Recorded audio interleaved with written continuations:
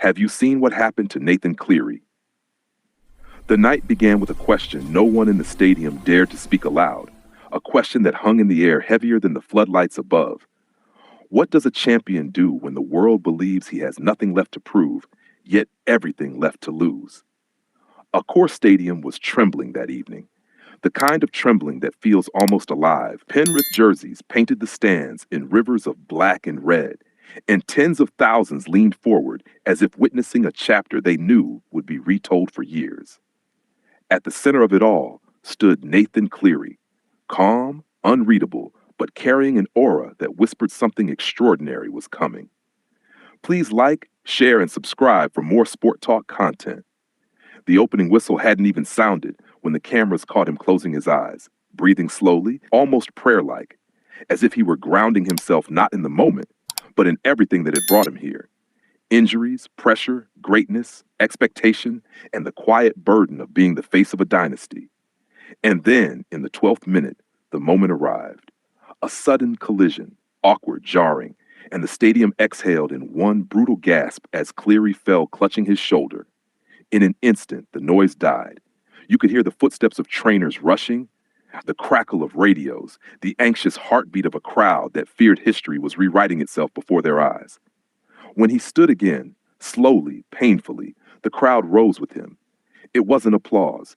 It was a plea, a salute, a moment of shared breath between a champion and the people who lived through his every triumph. He waved them off when they asked if he needed to come off. "I'm fine," he mouthed. His eyes told a different story, one of fire, defiance, and something deeply human, stubborn hope. From there, the game shifted. Cleary wasn't moving with his usual precision.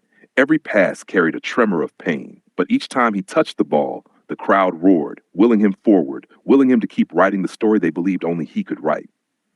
By halftime, social media had erupted.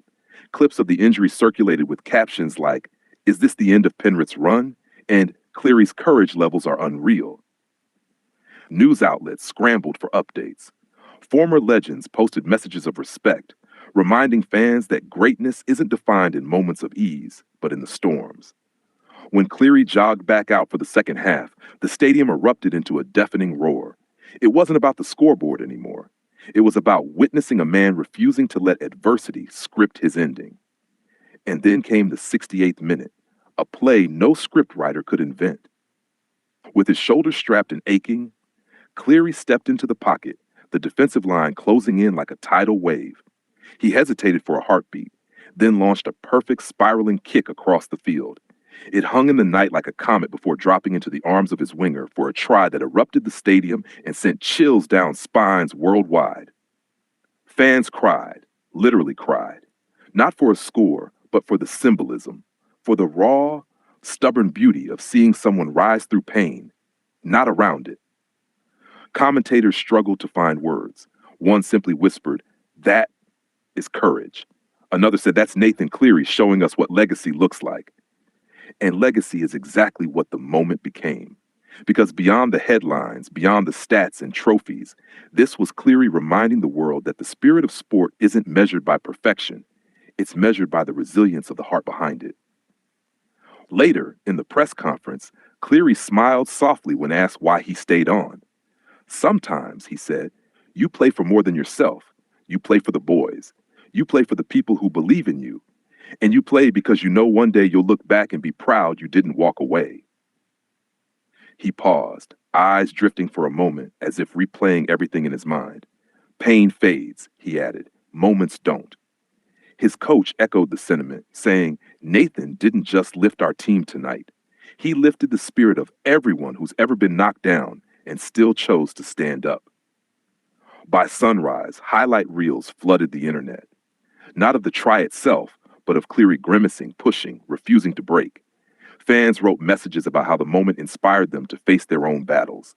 Parents showed their kids the replay, not to teach them footy, but to teach them character. Because in the end, this wasn't just a sports moment. It was a human one. A reminder that greatness isn't about being untouchable. It's about being unstoppable. And years from now, when people speak of Nathan Cleary, they won't just talk about premierships or medals. They'll talk about the night he stood in the fire and refused to burn, the night he reminded an entire generation what heart looks like under pressure. They'll remember that sometimes the most powerful thing a champion can do is simply get back up